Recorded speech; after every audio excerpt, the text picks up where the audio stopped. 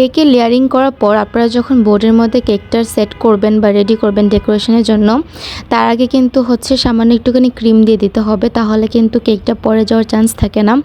এখন আপনারা যদি অনেক দূরে ডেলিভারি করে থাকেন, সেই ক্ষেত্রে ক্রিমের বদলে চকলেট গানাশটা ইউজ করতে হবে, ফলে আপনার কেকটা পড়ে যাওয়ার কোনো চান্সেস থাকবে না যদি আপনারা অনেক দূরে ডেলিভারি করে থাকেন। সেদিন যে আপনাদের সাথে শেয়ার করলাম কিভাবে কয়টা ডিম দিয়ে 1.5 পাউন্ডের বেস তৈরি করবেন, তো ওই কেকটারই হচ্ছে ক্রাম কোটিংয়ের ভিডিওটা আজকে আপনাদের সাথে শেয়ার করছি। প্রথম লেয়ারে সুগার সিরাপ আর ক্রিম দিয়ে দিয়েছিলাম, এখন সেকেন্ড লেয়ারে হচ্ছে ক্রিমটা আর সুগার সিরাপটা দিয়ে দিব। সুগার সিরাপটা কিন্তু কেকের মধ্যে ইউজ করতেই হয়, তাহলে কিন্তু কেকটা ড্রাই হয়ে যায় না। তো এই জন্য হচ্ছে সুগার সিরাপটা কিন্তু স্কিপ করা যাবে না, এটা দিতেই হবে।